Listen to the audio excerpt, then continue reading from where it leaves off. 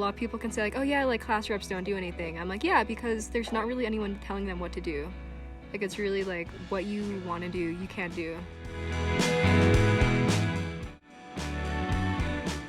Hey, it's Sabby. Welcome to the LightBulb podcast, the unofficial podcast of Phillips Academy Andover, where we try to shine a little bit of light on your day while discussing current events and interviewing the faces of the Andover community.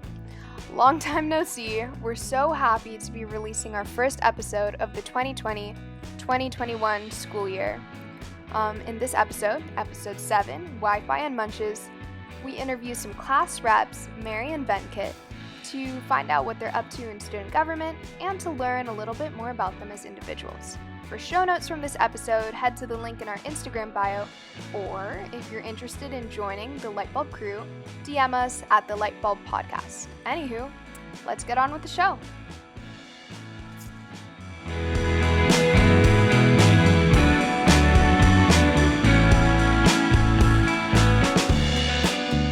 First, you can just introduce your name, your personal pronouns, and maybe some of the fun things you're doing during quarantine. Okay, my name is Mary. I use she, her pronouns. I've been baking a lot. I've been hanging out with my dog Nashi. I was working at a bookstore, no longer working, which is more fun than working, but yeah. Bookstores are pretty fun to work at. Yeah, no, it's definitely better than other stores. I feel like the bookstore clientele is more agreeable. Like last year I worked at a surf and skate shop. People were super obnoxious there. Of course, I am not in your grade, but Ishu is. And of course, Ishu would know that you are his class rep, class of 22. So what's it like being a class rep? It's fun. There's really two sides to being a class rep. So there's the student council side, and then there's the more public organizing class events and stuff. Which is what we usually focus on more. But yeah, no, it's super fun, it's super rewarding. Last year was super awesome for me, Nick, and Sam, and then we all got reelected. What do you feel was your biggest highlight as class rep? I don't know, the one that sticks out to me the most was probably the class assassin game we held. We did it in late winter term, so everyone was kind of in their bag, not really feeling it. But it was super cool seeing people kind of wake up again and be super excited and happy to do something. And I don't know, I personally felt that it created more class spirit, which is cool, getting people to interact who normally wouldn't interact. But yeah, that was fun. Looking forward for next year, how do you plan those similar kinds of activities when students are not on campus? Yeah, that's definitely a question that's been on my mind, definitely been on Nick and Sam's minds. We just had a meeting last night actually. I know we're planning on releasing a Minecraft server for class. Yeah, I am not a person who uses Minecraft, but Nick and Sam seem pretty excited about it. I think it'll be fun. Yeah, it's hard to plan activities online just because I know that most kids won't go. Just being frank, if I say Netflix party for this thing, maybe 2 people or max 12 people will show up, because people go in friend groups, so it's you have to convince the entire friend group to go. But I feel the Minecraft thing will be good. Yeah, and I think Nick, he's setting up a class Discord server or something, which I think will be funny. You mentioned earlier that you started baking during quarantine. What are some things that you've made so far? Focaccia, which is this yummy bread situation. It's super easy to make. You just make the dough, you let it expand, and when it expands, it gets super big, and you just bake it off. But yeah, I don't know. It's just so easy. You guys should try. You just gotta get yeast and flour, olive oil. That's it. Apart from baking, we've heard that you have a great sense of fashion. How has your sense of fashion changed during quarantine? I think maybe this is true for most people, but my style has definitely been more comfort oriented during quarantine. Yeah, I realized that wearing an outfit that I is actually super it makes me feel really awesome. So I don't I try not to wear sweatpants all day. I try to put on an outfit. I wouldn't say it's style has necessarily like changed that much. I feel like definitely at Andover, I don't like dress for other people, but like I like wearing stuff that like, I don't know. I feel like I'm like dressing more for myself now, I guess. Yeah, definitely. Aside from fashion, though, we've also heard that you play a great deal of Pokemon too. What's your favorite Pokemon? I have no idea, because I feel like my first answer is Piplup, just because that was my first Pokemon. But like I also remember like really liking like Staraptor and like Luxray. Yeah, maybe Staraptor. Actually, I don't even know, because there's so many cool Pokemon. Yeah. Ugh, those games were just so good, because I always feel like the storylines were always like super good. Like the plot, Yeah. super Like, solid. I don't really like the legendary Pokemons. They always like, they're so hard to get. And I remember I wasted so many Pokeballs because I used my Master Ball on like a very common Pokemon. And like, Rookie move. but like my brother always like would turn off my DS and I would never get to like save it in time. Like I always had a huge problem with saving it. Cause like I'd play like 2 to 3 hours straight and then I just wouldn't save it. So I'd have to go back to where I started. Oh my gosh, that's so horrible. Yeah. No, I was like hardcore Pokemon player. I remember I tried to get the card game, but none of my friends liked the card game. So now I just have like all these I cards. never understood the card game. I like had some of the cards, but I just didn't know how to play it. I mean, I definitely was not playing correctly. I was just like attack that thing, but definitely not playing by the rules. Yeah. Yeah, because there were like the tokens, you had to like flip it and stuff. I was like, this is just too complicated. Like, I'm 8 years old. Yeah, I remember around that time too, like what was really popular was like Yu-Gi-Oh, Bakugan, and like Beyblade. Bakugan. I used to like love Beyblade. Yeah. Beyblade was popular. Those games were so good. I feel like we need to bring those back. Like, so fun. Thank you so much for the conversation. Our last question is basically one that makes it come full circle. Why did you choose to become class rep? I wanted to run because I was like, I didn't run freshman year. I was like, I don't really want to do that. It doesn't seem like my thing. But then I remember seeing what like the people, like the class reps my freshman year did, and I was like, that's so sick. Like, I think I underestimated the role that class reps actually play in like fostering like class spirit and stuff. And I've also realized that like the role is really like what you make of it. So like a lot of people can say like, oh yeah, like class reps don't do anything. I'm like, yeah, because there's not really anyone telling them what to do. Like it's really like what you want to do, you can do, because the adults are super supportive. Like Mr. Capano, if you just ask him like, can we have a munch like X day, he'll be like, yeah. And then no, it's just like, Yeah. it's fun. But yeah. That's cool. And that concludes our interview with Mary, who's a class rep of 22. Check out the show notes if you want to find some more info on her. And thank you, listeners. Let's move on to part 2, where we interview Venkat. Hey, Venkat. Hey, what's up, guys? What's up, Venkat? Thank you. Thank you for having me. Of course. First off, we'd like you to introduce yourself and be sure to mention your preferred pronouns. All right. Hey, everyone. I'm Venkat Sundaram. My pronouns are he, him, his. I'm a rising lower at Andover. That's about me. I'm from Seattle, Washington as well, so go Hawks. They used to be good, except I'm a bandwagoner. I don't know, man. So, are you? I liked them in like 2016. Wasn't that when they were in the Super Bowl? No, it was 2 years before that. That was also, didn't like Russell Wilson like go away or something like that? No. We're really good this year. We're gonna win it all. Mark my word. I will mark those words. What So happens if you're wrong? There you go. Are you currently in Seattle I don't right know. now? Where have you been Yeah, I'm at home. residing during quarantine? Sorry, I think you cut out. You said residing? yeah. Is that what you said? All right. I'm at home. I'm in Bellevue, Washington, which is like a suburb of Seattle. That's where I've been for the most part. They're called Bellevue because there's a view of like a. I'm actually not sure. It's a good question. I think it's French. Maybe it is. I'm not even sure. I've lived here for a while. 8 years now, so long time. No, Oh, damn. 11 years. Long time here. So it's been good though. It's been nice. That's good. How has quarantine been? It's been okay. I think initially it was hard because of how self-quarantine I was in my house. After that, after I think June, things started picking up a little bit and I was able to go outside. So because that made it really nice. Nice. Able to go to a couple of tournaments as well. So that was fun. Do you have any hobbies or pastimes that you picked up from quarantine over the summer?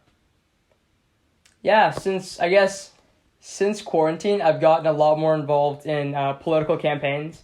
It's been easy to get involved, especially being remote. Otherwise, I'd have to drive to someone's house, do a lot of events there. But it's been nice having it remote to get involved in that sense. And by political campaigns, you mean this upcoming election or the primaries, or what exactly? Yeah, so I'm currently working on 2 political campaigns. It's 2 state-level campaigns for 2 state representatives here in Washington. One of them is in my district, and I'm her field director. And then on the other campaign, I'm just an intern. But that's further south in Issaquah. But it's been a lot of fun, though. I've really enjoyed it, and it's been good to have this kind of opportunity to get involved. Otherwise, I feel like if everything was going on like usual, I'd have a lot more sports, a lot of other activities that would have taken the time that right now I'm able to spend in politics. Nice. So speaking of campaigns and stuff like that, of course, you yourself ran for class rep last year with victorious Very nice segue. results. What can I say? Smooth transition. And Thank you. So how did you feel about your year as class representative of class of 2023 last year? Yes.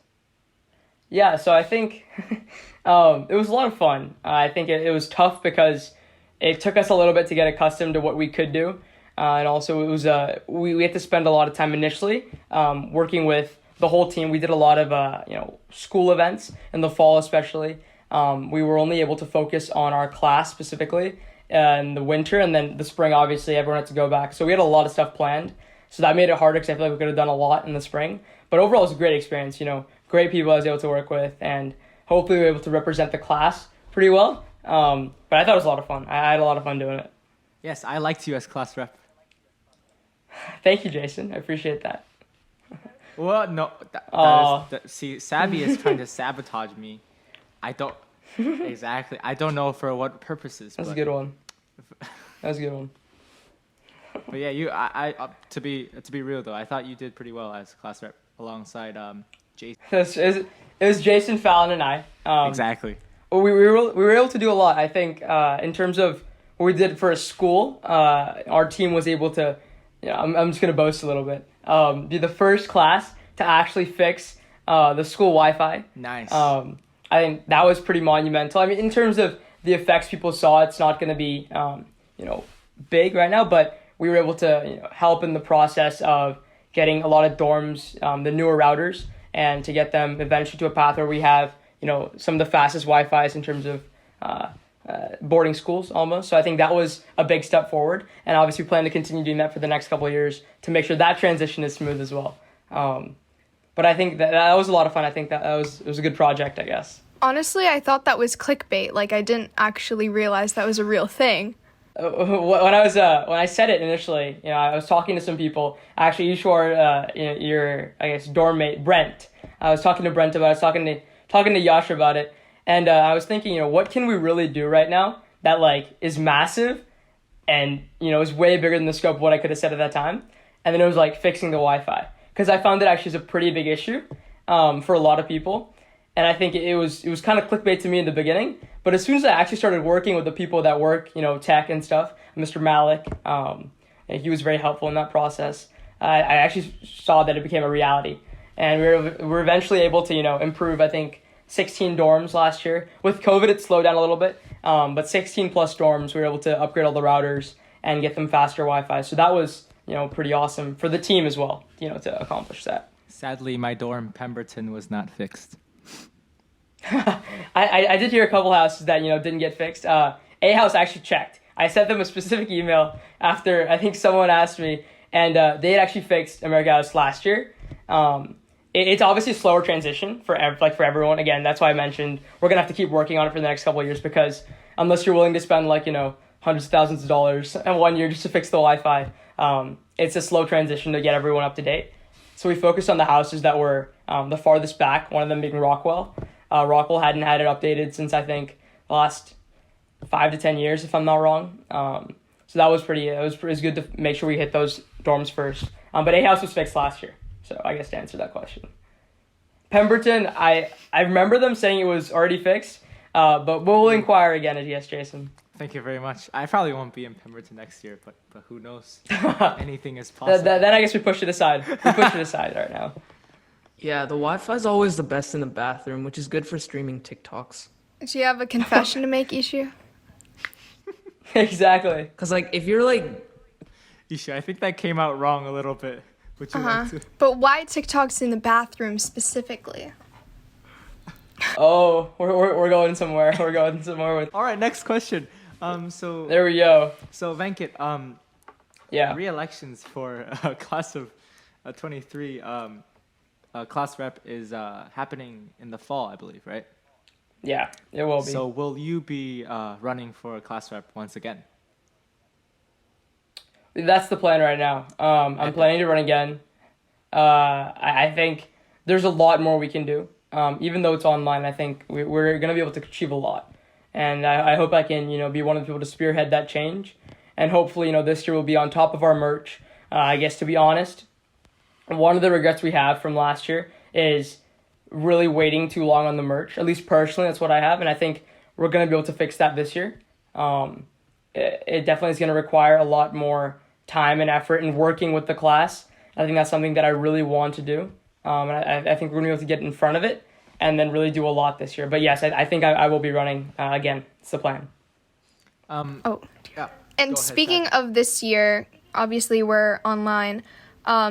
What have you been thinking of doing for your class? Just planning events? Would they be online, or what's in your mind right now?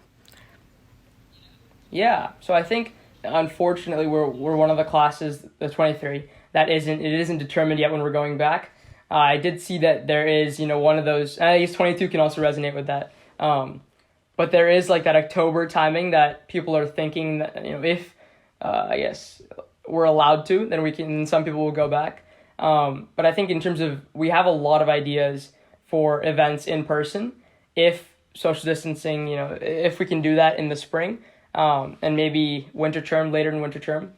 The events we're thinking about doing right now are a lot of online stuff. Having the possibility of doing a Netflix, group Netflix session for people that want to join. That's something we wanted to do earlier in the year, as well as using social media, our class Instagram, PA Class 23, anyone that wants to go follow it, to use that to communicate with new students especially, and to make them feel part of the Big Blue community as soon as possible. Because obviously being online and coming to a new class is definitely hard, especially when you don't know the people and haven't met them before. So the goal is to use a lot of social media again, and also to have a lot of online events through Zoom, just to get to know each other better. That sounds like an epic plan. Thanks, Jason. I mean, I don't have a Segway, but I got on a hoverboard. It's downstairs in the basement. So other than talking about, of course, class reps, we would also like to get to know you personally. And we're just interested in what do you usually do when you're on campus? Yeah, that's a great question.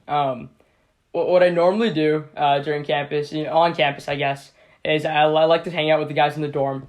You guys know I'm a pretty extroverted person, so I like to go hang out with different people different times. But I guess I played soccer in the fall, did track in the winter, and then would have played baseball in the spring. I think baseball is something that I enjoy doing a lot. So I think I would have been, working out with the guys in the gym or throwing on the field or something like that. I found myself, I guess, a lot probably in the library, and that's not necessarily always doing work.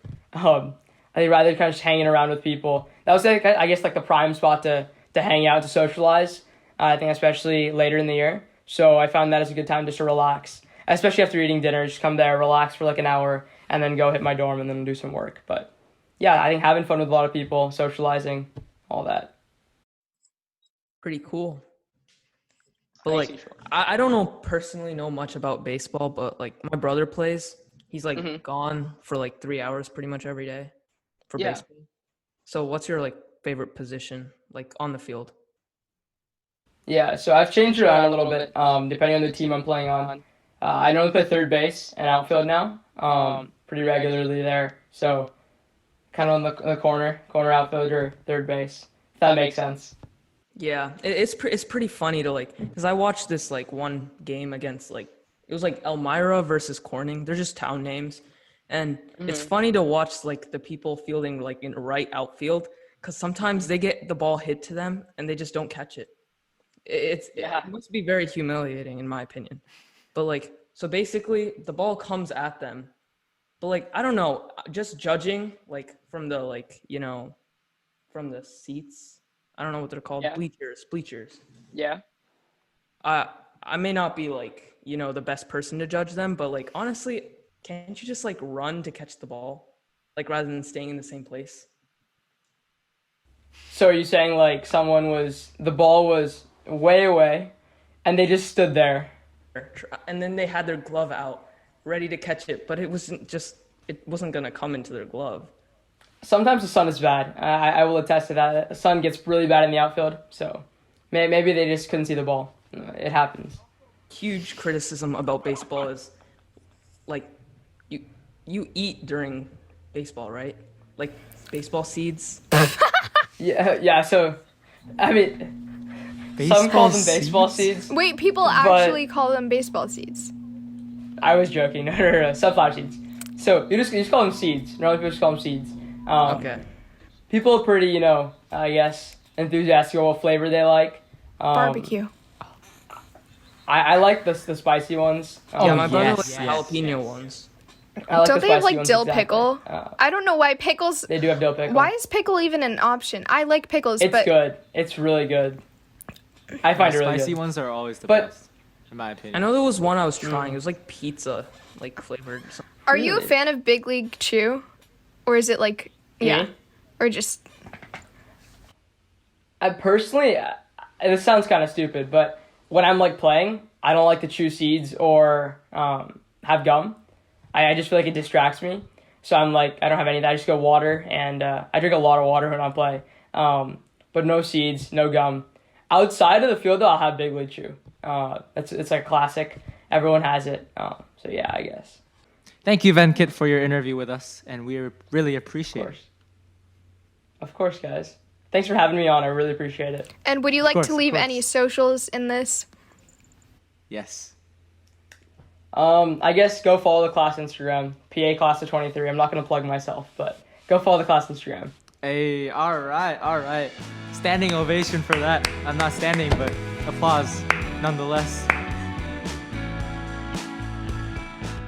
A big thank you going out to both Mary and Venkat for agreeing to do these interviews.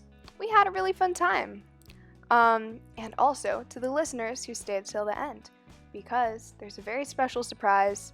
We now have a regular schedule. You can expect a new podcast episode every hump day.